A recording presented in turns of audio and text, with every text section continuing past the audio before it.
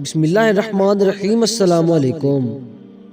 خلیفہ ہارون رشید عباسی خاندان کا پانچواں خلیفہ تھا۔ عباسیوں نے طویل عرصے تک اسلامی دنیا پر حکومت کی، لیکن ان میں سے شہرت صرف ہارون رشید کو نصیب ہوئی۔ ہارون رشید کے دور میں ایک بہت بڑا قحط پڑ گیا۔ اس قحط کے اثرات سمرقند سے بغداد تک اور کوفہ سے مراکش تک ظاہر ہونے لگے۔ ہارون رشید نے اس قحط سے نمٹنے کے لیے تمام تدبیریں آزما لی۔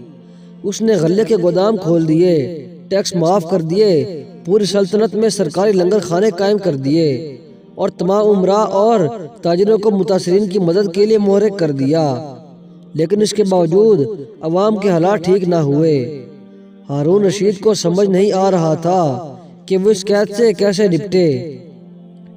تدبیریں کرنے کے باوجود وہ ناکام ہو رہا تھا۔ ایک رات ہارون رشید شدید ٹینشن میں تھا۔ اسے نیند نہیں آ رہی تھی۔ ٹینشن کے اس عالم میں اس نے اپنے وزیر یحییٰ بن خالد کو طلب کیا۔ یحییٰ بن خالد ہارون رشید کا استاد بھی تھا۔ اس نے بچپن سے بادشاہ کی تربیت کی تھی۔ ہارون رشید نے یحییٰ خالد سے کہا، استاد محترم، آپ مجھے کوئی ایسی کہانی، کوئی ایسی داستان سنائیں جسے سن کر مجھے قرار آ جائے۔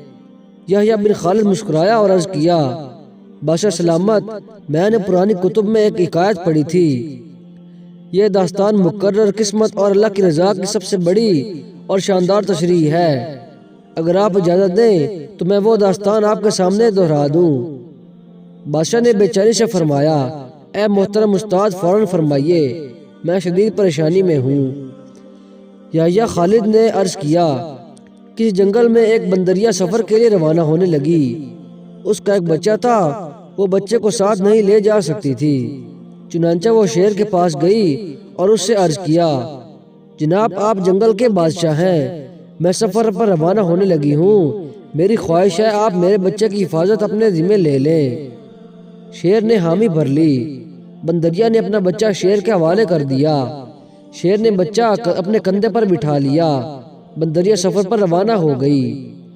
اب شیر روزانہ بندر کے بچے کو کندھے پر بٹھاتا اور جنگل میں ایسے روزمرہ کے کام کرتا رہتا۔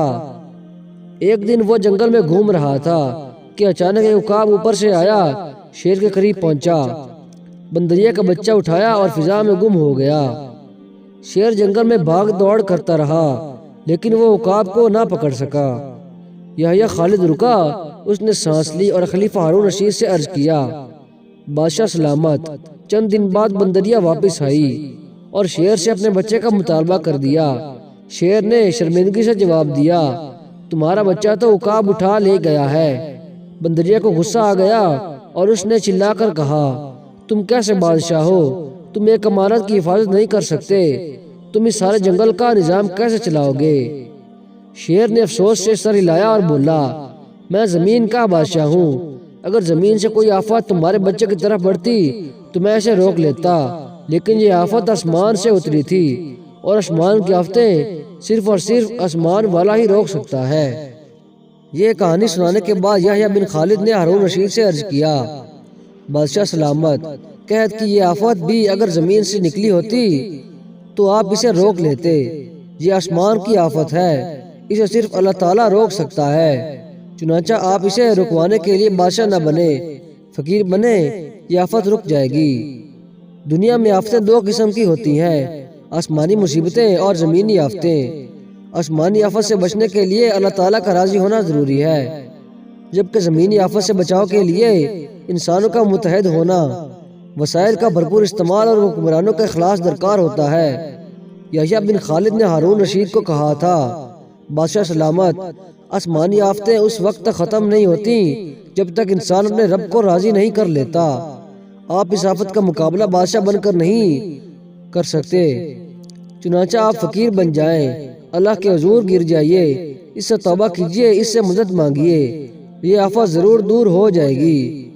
ہارون رشید کو سمجھ آ گئی۔ اس نے پورے ملک میں توبہ و استغفار کرنے کا اعلان کروا دیا اور خود بھی کثرت سے نوافل پڑھنے لگے اور اللہ رب العزت کی بارگاہ میں گڑ گڑا کر دعا مانگنے لگ پڑا۔ اللہ کریم نے اپنے فضل سے کچھ ہی روز میں قحط کی آفت کو دور کر دیا۔ دوستوں، دنیا کے مسائل اور ان کے حل کے درمیان صرف اتنا فاصلہ ہوتا ہے جتنا ماتھے اور جائے نماز میں ہوتا ہے، لیکن افسوس ہم اپنے مسائل کے حل کے لیے 7 سمندر پار تو جا سکتے ہیں، لیکن ماتھے اور جائے نماز کے درمیان موجود چند ان کا فاصلہ طے نہیں کر سکتے۔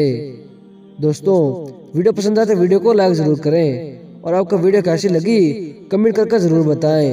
آپ کی ایک کمنٹ ہمارے لیے بہت زیادہ اہمیت کی حامل ہے۔ تو دوستوں، مجھے دیجیے اجازت، دعا میں یاد رکھیے۔ اللہ حافظ۔